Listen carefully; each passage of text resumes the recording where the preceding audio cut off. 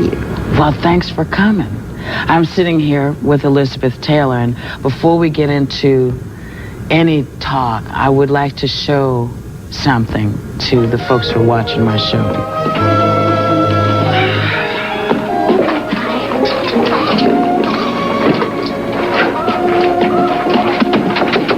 Everything all right? Mm-hmm. Did they take the money? They took it. Did you find a jockey? But I thought you'd find a jockey, Mike. Be grateful for what you have, Velvet. You've got the £100 safe at Weatherby's. You've got the expense money. You have the horse. I know. I ought to be grateful, Mike. But I can't help it. I want it all quickly, because I don't want God to stop and think and wonder if I'm getting more than my share. Now, it is an amazing thing to me, because you are a woman who has been what I've always considered a movie star, but from almost birth. You know, do you ever get to the place where you wonder if you missed anything being a child star? Well, I was like in movies at the age of 9, and I guess what you call a movie star at 12 after National Velvet. And I did miss out on all the like high school things and football games and proms and your basic childhood. My friends were all the guys on this set, really. These guys would love to be your friend. Hey, buddies. And they used to give me treats and candy and comic books. And they were the people I related to. So I didn't have a childhood. And when I did have, like, time off, I would ride my horse, which is a solitary thing. And I loved that, getting away from everyone, all kind of supervision. I was so supervised by my parents, by the studio. I was like under scrutiny the entire time, but when I got on my horse, I could beat anyone, anything, and soar. So it was great. Yeah. Now, I would say, Jerry, that was truly some Elizabeth Taylor music, honey. You know, it's just like the curtains part, and there you are. Floating down a staircase in pleated chiffon. Well, many a day did I spend watching you on my black and white. Floating down staircases, riding No, on. that was Loretta Young. No, honey. No? I know the difference between you and Loretta. Oh, okay. No, Loretta was like, ooh. You know, it was like, you know, you couldn't mess with Loretta, but you could run up and hug you. You know, you looking out the window in Giant. For me as a kid, I wanted to be there waving. It's crazy. I know that, yes. I wish you had been. Me too. When you think about Hollywood now, what's missing? Well, the big studios, the whole system is different. I don't think that's a bad thing, because I think people like L.B. Mayer were monsters. And, like, if you got pregnant, you were put on suspension. If you didn't like a script, you were put on suspension. So you had to live your life according to what they wanted you to do. Otherwise, it was like being sent to jail. Otherwise, you couldn't live, because you were on a weekly paid contract. You were paid by the week. If you were a bad girl, your pay was cut off. A bad girl, like getting pregnant. Were you a rebellious girl, movie star? Oh, yeah. Yeah. Yes. I didn't like having a gun at my head. You don't react well to that sort of behavior, right? No. I didn't then. I don't think I ever will. I tried to sort of behave. It's not working. Why don't we see more of you in the films now?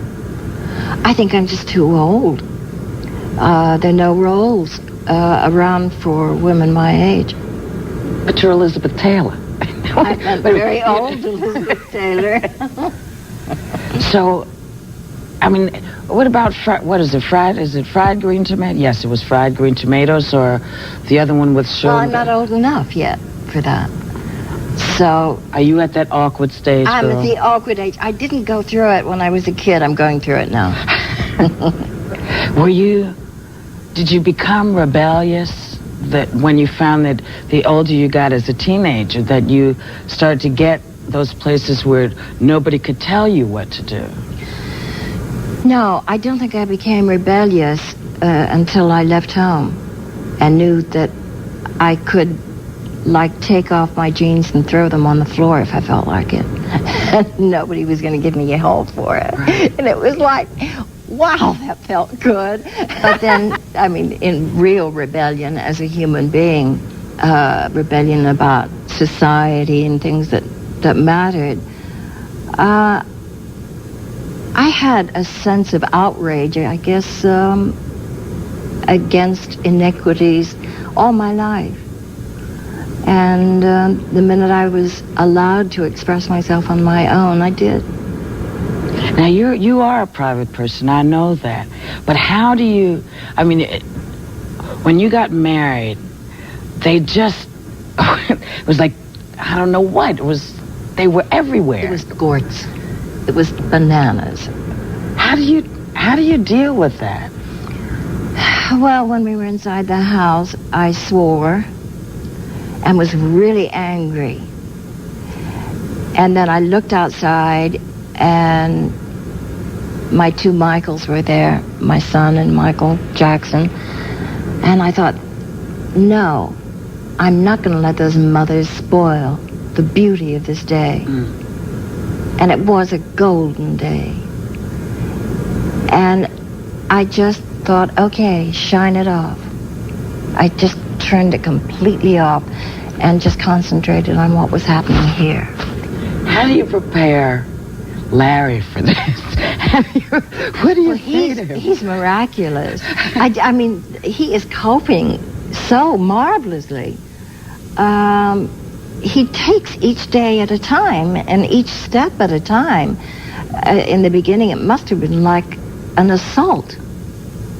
And he's a very shy person. Yeah. I'm a shy person, which some people find very hard to believe. But I think a lot of performers are. Yeah.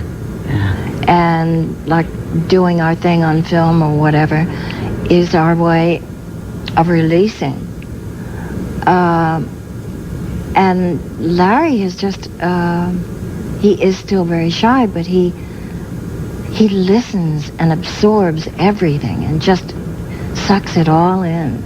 And he's the quiet observer. And it's fascinating to watch him over the years. It's been 4 years now, and we've been married almost a year. What is it that you've been looking for? Is it that quiet energy? Someone who can be there? He gives me a sense of such security. And I don't mean peace in a dull way, because we don't have a dull relationship at all. Hardly. Thank goodness, girl. Thank God. But he gives me a kind of inner peace.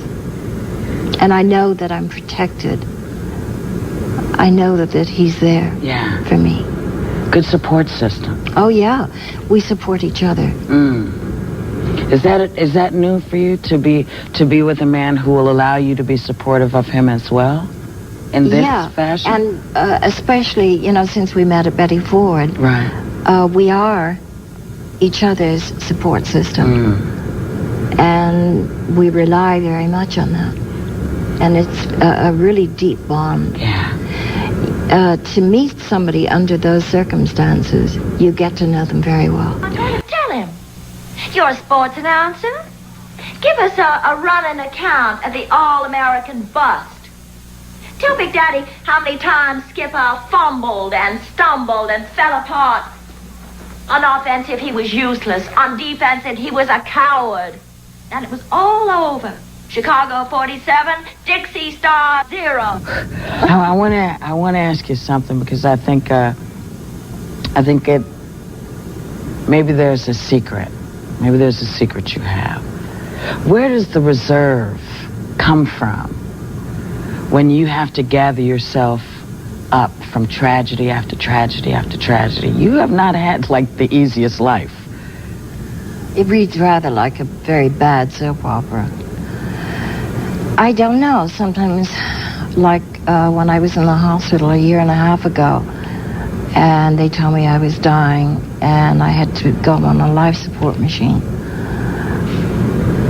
I lay there and thought, there must be a reason for this. There must be some message.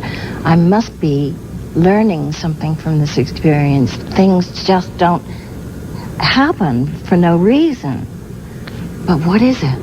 What am I supposed to be learning? How am I supposed to be benefiting from this? How will I be a better person? And I couldn't find the answer. And then I thought, maybe that's it. Maybe the fact that I don't know the answer. I am totally vulnerable. I gave up. I surrendered. And I prayed to God. I've always had a sense of spirituality and of God. But I thought there must be a reason for my being alive. And the reason will come clear to me. And I think the reason probably is to help other people. Or to try. Yeah. Is your sense of self come a very long way from that little girl in National Velvet to the woman now? I think I've always had a strong sense of my own identity. Otherwise, like at 15, I couldn't have told L.B. Mayer to go to hell and take his studio with it. I've always kind of known who I was. And I may not always have done the right thing, but I think I have learned from my mistakes. And I think that's what it's all about. Learning from tragedy.